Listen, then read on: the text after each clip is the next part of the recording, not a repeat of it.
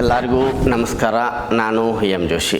ಇವತ್ತಿನ ದಿವಸ ಜ್ಯೋತಿಷ್ಯ ಶಾಸ್ತ್ರದ ಆಧಾರದಿಂದ ಆರೋಗ್ಯ ಮತ್ತು ಅನಾರೋಗ್ಯ ಈ ಎರಡೂ ವಿಷಯಗಳು ಮತ್ತು ಅದಕ್ಕೆ ಸಂಬಂಧಪಟ್ಟಂತಹ ಉಪಾಯಗಳನ್ನು ನಾನು ನಿಮ್ಮ ಮುಂದೆ ತಿಳಿಸ್ತಾ ಇದ್ದೀನಿ.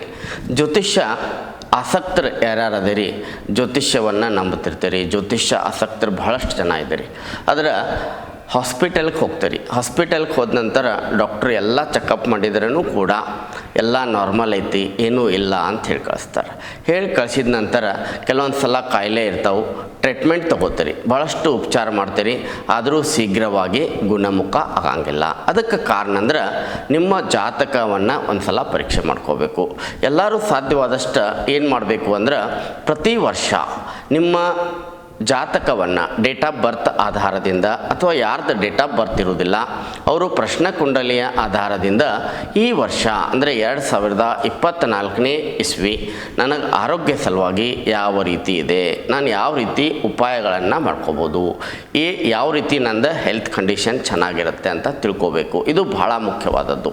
ಇದೆಲ್ಲರೂ ಕೂಡ ದೊಡ್ಡ ದೊಡ್ಡ ಜನ ಆಯ್ತು, ರಾಜ ಮಹಾರಾಜರಾಯ್ತು, ಪ್ರಾಚೀನ ಕಾಲದಿಂದಲೂ ಈ ಪರಂಪರೆಯನ್ನು ಫಾಲೋಅಪ್ ಮಾಡ್ತಾ ಇದ್ದಾರೆ.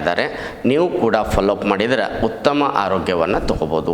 ಎಲ್ಲರಿಗೂ ಸಹಜವಾಗಿ 50-55 ವಯಸ್ಸಾದ ನಂತರ ಅನಾರೋಗ್ಯ ಬರುವಂಥದ್ದು ಸಹಜ. ಅದರ ಸಣ್ಣ ವಯಸ್ಸಿನೊಳಗನ 20, 30, 40 ವಯಸ್ಸಿನೊಳಗನ ಅನಾರೋಗ್ಯ ಬರುವಂಥದ್ದು ಉತ್ತಮ ಅಲ್ಲ, ಉತ್ತಮ ಗುಣಲಕ್ಷಣಗಳು ಅಲ್ಲ. ಅದರ ಸಲುವಾಗಿ ಮೊದಲನೆಯದಾಗಿ ನಿಮ್ಮ ಜಾತಕದೊಳಗೆ ಅನಾರೋಗ್ಯದ ಸಮಸ್ಯೆಗಳು ಯಾವ ಕಾಲಾವಧಿಯಲ್ಲಿ ಬರತ್ತವು ಅಂತ ತಿಳ್ಕೊಬೋದು ಜ್ಯೋತಿಷ್ಯದ ಆಧಾರದ ಮೇಲೆ. ಸೆಕೆಂಡ್ ಬಂದುಬಿಟ್ಟು ಯಾವ ರೀತಿಯ ಕಾಯಿಲೆಗಳು ನನ್ನ ಜೀವನದಲ್ಲಿ ಬರ್ಬೋದು ಮತ್ತು ಯಾವ ಇಸ್ವಿ ಒಳಗೆ ಬರ್ಬೋದು ಅಂತ ಅಚ್ಚುಕಟ್ಟಾಗಿ ನಿಖರವಾಗಿ ತಿಳ್ಕೊಳ್ಳುವಂಥದ್ದು ಜ್ಯೋತಿಷ್ಯದಲ್ಲಿ ಮಾಡಿದ್ದಾರೆ. ಜ್ಯೋತಿಷ್ಯ ಭಾಳಷ್ಟು ಸಂಶೋಧನೆಯನ್ನು ಮಾಡ್ತಾ ಇದ್ದಾರೆ. ಯಾವ ರೀತಿ ವಿಜ್ಞಾನ ಸಂಶೋಧನೆ ಮಾಡ್ತಾ ಈ ಜಗತ್ತನ್ನು ಮುಂದುವರಿಸ್ಕೊಂಡು ಹೊಂಟೈತಿ, ಅದೇ ರೀತಿ ಪ್ರತಿಯೊಂದು ವಿದ್ಯೆಯಲ್ಲೂ ಕೂಡ ಬಹಳಷ್ಟು ಸಂಶೋಧನೆಯನ್ನು ನಡೀತಾ ಇರುತ್ತೆ. ಆ ಸಂಶೋಧನೆಯ ಆಧಾರದಿಂದ ನಿಮಗೆ ನಾವು ಪ್ರೊಫೆಷ್ನಲ್ಲಾಗಿ ಬಹಳಷ್ಟು ಮಾಹಿತಿಯನ್ನು ಕೊಡ್ತಾ ಇದ್ದೀವಿ. ಎಲ್ಲರಿಗೂ ಗೊತ್ತೈತಿ ಏನೈತೆ ಅಂತಂದ್ರೆ ಬೆಳಿಗ್ಗೆ ವಾಕಿಂಗ್ ಮಾಡಬೇಕು, ಯೋಗ ಮಾಡಬೇಕು, ಮೆಡಿಟೇಷನ್ ಮಾಡಬೇಕು, ಇದೆಲ್ಲರಿಗೂ ಗೊತ್ತೈತಿ. ಅದು ಗೊತ್ತಿದ್ರೂ ಎಷ್ಟು % ಜನ ಮಾಡ್ತಾರೋ ಅನ್ನೋದು ಭಾಳ ಮುಖ್ಯ. ಯಾಕಂದ್ರೆ ನಾವೆಲ್ಲ ನೋಡ್ತೀವಿ ಬೆಳಿಗ್ಗೆ 5-10% ಜನ ಮಾತ್ರ ಯೋಗ ಪ್ರಾಣಾಯಾಮ ವಾಕಿಂಗ್ ಮಾಡ್ತಿರ್ತಾರೆ, ಉಳ್ಕಿದವರೆಲ್ಲರೂ ಬಿಟ್ಟು ಬಿಡ್ತಿರ್ತಾರೆ. ಇದು ಕೂಡ ನಿಮ್ಮ ಜನ್ಮ ದಾಖಲೆ ಜನ್ಮ ಕುಂಡಲಿ ಒಳಗೆ ಇರ್ತೈತಿ. ಯಾರು ವಾಕಿಂಗ್ ಮಾಡೋಕ್ಕೆ ಸಕ್ಷಮ ಅದಾರೋ, ಯಾರು ವಾಕಿಂಗ್ ಮಾಡೋಕ್ಕೆ ಸಕ್ಷಮ ಇಲ್ಲ, ವಾಕಿಂಗ್ ಮಾಡ್ತಾರೋ ಇಲ್ಲೋ, ಯೋಗ ಮಾಡ್ತಾರೋ ಇಲ್ಲೋ, ಇದು ಕೂಡ ನಿಮ್ಮ ಭವಿಷ್ಯವನ್ನು ತಿಳಿಸ್ತೈತಿ. ಅದರ ಸಲುವಾಗಿ ನಾನು ಇವತ್ತಿನ ದಿವಸ ಅನಾರೋಗ್ಯ ಸಮಸ್ಯೆಗಳು ಪ್ರಾರಂಭವಾದಾಗ ವೈದ್ಯಕೀಯ ಉಪಚಾರದ ಜೊತೆಗೆ ಕೆಲವೊಂದು ಪರಿಹಾರಗಳನ್ನು ಕೂಡ ತಾವು ಅನುಸರಿಸ್ಬೋದು.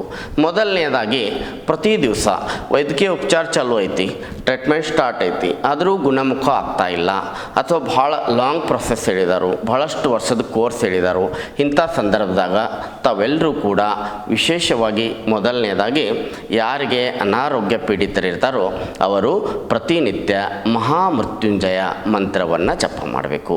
ಬಹಳಷ್ಟು ಮುಖ್ಯವಾದಂಥ ಮಂತ್ರ. ಈ ಮಂತ್ರ, ಈ ಹೆಸರದೊಳಗನ ಒಂದು ಶಕ್ತಿ ಐತಿ. ಮಹಾಮೃತ್ಯುಂಜಯ, ಮೃತ್ಯುವಿನಿಂದ ಜಯವನ್ನು ಸಾಧಿಸುವಂತಹ ಒಂದು ಮಂತ್ರ. ಈ ಮಂತ್ರವನ್ನು ಸಾಧ್ಯವಾದಷ್ಟು 108 ಸಲ ಯಾವ ರೀತಿ ಮಾಡಬೇಕು, ಪರಮಾತ್ಮನನ್ನು, ಪರಮಪಿತ ಪರಮಾತ್ಮ ಸಾಕ್ಷಾತ್ ನಿಮ್ಮ ಮುಂದೆ ಕುಂತಿದ್ದಾನಂತ ಹೇಳಿ ಒಂದು 2 ನಿಮಿಷ ಕಲ್ಪನೆಯನ್ನು ಮಾಡಿಕೊಂಡು ಮಹಾಮೃತ್ಯುಂಜಯ ಮಂತ್ರವನ್ನು ಭಕ್ತಿ ಮತ್ತು ಶ್ರದ್ಧೆಯಿಂದ 108 ಸಲ ಹೇಳುವಂಥ ಪ್ರಯತ್ನ ಮಾಡಿ. ಮೊದಲನೇ ನಿಯಮ. ಎರಡನೇ ನಿಯಮ ಬಂದ್ಬಿಟ್ಟು ಮಹಾಮೃತ್ಯುಂಜಯ ಯಂತ್ರ ಅಂತ ಬರುತ್ತೆ.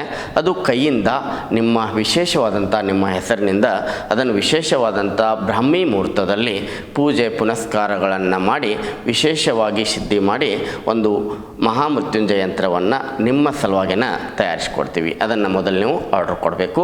ಆ ಯಂತ್ರವನ್ನು ಪೂಜಾ ಕೋಣೆಯಲ್ಲಿಟ್ಟು ಪ್ರತಿನಿತ್ಯ ಆ ಯಂತ್ರದ ಮುಂದೆ ಪರಮಾತ್ಮನನ್ನು ಕಲ್ಪನೆ ಮಾಡಿಕೊಂಡು 108 ಸಲ ಮಂತ್ರ ಹೇಳಕ್ಕೆ ಸ್ಟಾರ್ಟ್ ಮಾಡಿ. ಈ ಮಂತ್ರದ ಒಂದು ವೈಬ್ರೇಷನ್ದಿಂದ ನಿಮ್ಮ ಶರೀರದೊಳಗಿದ್ದಂಥ ಅನಾರೋಗ್ಯದ ಸಮಸ್ಯೆಗಳು ಸಮಸ್ಯೆಗಳು ವೈದ್ಯಕೀಯ ಉಪಚಾರದ ಜೊತೆಗೆ ಒಂದು ವರ್ಷದ ನಿಮ್ಮದು ಉಪಚಾರ ಇತ್ತು ಅಂದ್ರೆ ಖಂಡಿತವಾಗಲೂ ನಾನು ಗ್ಯಾರಂಟಿ ಕೊಡ್ತೀನಿ 5ರಿಂದ 6 ತಿಂಗಳು 2 ತಿಂಗಳದೊಳಗನ ಗುಣಮುಖವಾದಂತಹ ಬಹಳಷ್ಟು ಉದಾಹರಣೆಗಳು ನಮ್ಮ ಹತ್ರ ಇದ್ದಾವೆ. ಇದೆಲ್ಲ ನಾವು 24 ವರ್ಷ ಆಯಿತು ನಮ್ಮ ಗ್ರಾಹಕರು ಬಂದು ಹೇಳ್ತಾರೋ, ಗುರುಗಳ ನಾವು ಮಹಾಮೃತ್ಯುಂಜಯ ಮಂತ್ರವನ್ನು ಜಪ ಮಾಡಿದಾಗ ನಮಗೆ ಬಹಳಷ್ಟು ಯಶಸ್ವಿ ಆಯಿತು, ಮಹಾಮೃತ್ಯುಂಜಯ ಯಂತ್ರ ಉಪಯೋಗ ಮಾಡಿದಾಗ ನಮಗೆ ಭಾಳ ಮನೆಯೊಳಗೆ ಎಲ್ಲರಿಗೂ ಅನಾರೋಗ್ಯ ಕಾಡತ್ತಿತ್ತು, ಅಂಥ ಅನಾರೋಗ್ಯ ಸಮಸ್ಯೆಯನ್ನು ಕಡಿಮೆ ಮಾಡಿಕೊಟ್ರಿ ಅಂತೇಳಿ ಬಹಳಷ್ಟು ಗ್ರಾಹಕರು ಇವತ್ತಿಗೂ ಹೇಳ್ತಾ ಇದ್ದಾರೆ. ಅದರ ಸಲುವಾಗಿ ಈ ವಿಡಿಯೋವನ್ನು ನಿಮ್ಮ ಮುಂದೆ ನಾ ಇಡಾಕ್ತೇನೆ. ಸಾಧ್ಯವಾದಷ್ಟು ಬೆಳಿಗ್ಗೆ ಎದ್ದ ತಕ್ಷಣ ನೆಕ್ಸ್ಟ್ ಉಪಾಯ, ಬೆಳಿಗ್ಗೆ ಎದ್ದ ತಕ್ಷಣ ಸೂರ್ಯನಿಗೆ ಅರ್ಘ್ಯವನ್ನು ಕೊಡುವಂಥದ್ದು. ಅಂದರೆ ಸೂರ್ಯನಿಗೆ ಏನು ಮಾಡೋದು, ಒಂದು ತಾಮ್ರದ ತಂಬಿಗೆಯಲ್ಲಿ ನೀರನ್ನು ಹಾಕಿರಿ, ಸಾಧ್ಯವಾದಷ್ಟು ಕೆಂಪು ಹೂವನ್ನು ಹಾಕಿ ಸೂರ್ಯನ ಕಡೆಗೆ ಅಂದರೆ ಪೂರ್ವ ದಿಕ್ಕಿಗೆ ಮುಖ ಮಾಡಿ ಸಾಧ್ಯವಾದಷ್ಟು ಸೂರ್ಯೋದಯದ ಸಮಯದಲ್ಲಿ ಇದನ್ನೇನು ಮಾಡೋದು ಅಂದರೆ ಸೂರ್ಯನಿಗೆ ಜಲವನ್ನು ಕೊಡುವಂಥದ್ದು. ಓಂ ಹ್ರೀಂ ಸೂರ್ಯಾಯ ನಮಃ.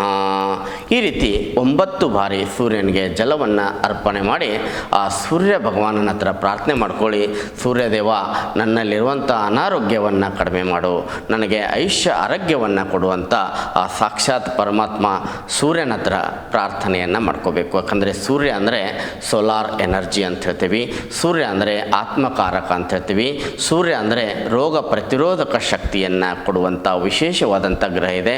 ಇಂತಹ ಅನೇಕ ಉಪಾಯಗಳು ಜ್ಯೋತಿಷ್ಯ ಶಾಸ್ತ್ರದ ಆಧಾರದಿಂದ ವೈದ್ಯಕೀಯ ಉಪಚಾರದ ಜೊತೆಗೆ ನೀವು ಮಾಡಿಕೊಂಡ್ರೆ ಭಾಳಷ್ಟು ನಿಮಗೆ ಪರಿಣಾಮಕಾರಿಯಾದಂಥ ಫಲಿತಾಂಶವನ್ನು ಪಡಿಬೋದು. ಅದರ ಜೊತೆಗೆ ಅನಾರೋಗ್ಯ ಪೀಡಿತರು ವಿಶೇಷವಾಗಿ ಈಶಾನ್ಯ ಕೋಣೆಯಲ್ಲಿ ಅಂದರೆ ಟೋಟಲ್ ನಿಮ್ಮ ಮನೆಯ ಈಶಾನ್ಯ ಭಾಗದಲ್ಲಿ ಒಂದು ಡಬ್ಬಿಯಲ್ಲಿ ಹಾಕಿ ಮಾತ್ರೆಗಳನ್ನು ಇಡುವಂಥದ್ದು. ಆ ಮಾತ್ರೆಗಳನ್ನು ತಗೋಬೇಕಾದ್ರೆ ಬಲಗೈಯಿಂದ ಮಾತ್ರೆಯನ್ನು ತಗೊಂಡು ಎಡಗೈಯಲ್ಲಿ ಗ್ಲಾಸ್ ಇಟ್ಕೊಡ್ರಿ ಅಥವಾ ಬಲಗೈಯಲ್ಲೇನೆ ಗ್ಲಾಸ್ ಇಟ್ಕೊಡ್ರಿ. ಮಾತ್ರ ಬಲಗೈಯಿಂದ ಒಂದು ಚೇರ್ ಮೇಲೆ ಕೂತ್ಕೊಂಡು ಆರಾಮಾಗಿ ಗುಳಿಗೆಯನ್ನು ಅಂದರೆ ಟ್ಯಾಬ್ಲೆಟ್ಸನ್ನು ತಗೊಂಡು ಅದರ ಟ್ಯಾಬ್ಲೆಟ್ ತಗೊಳ್ಳೋಕ್ಕಿಂತ ಮುಂಚೆ ಓಂ ಧನ್ವಂತರಿಯೇ ನಮಃ, ಓಂ ಧನ್ವಂತರಿಯೇ ನಮಃ, ನಾನು ಈ ಟ್ಯಾಬ್ಲೆಟ್ಸನ್ನು ತಗೊಳ್ತಾ ಇದ್ದೀನಿ, ನನ್ನ ಆರೋಗ್ಯದಲ್ಲಿ ಬೇಗನೆ ಗುಣಮುಖ ಮಾಡುವಂಥ ಪ್ರಾರ್ಥನೆ ಮಾಡಿಕೊಂಡು ಆ ಮಾತ್ರೆಯನ್ನು ತಗೊಳ್ಳಿ.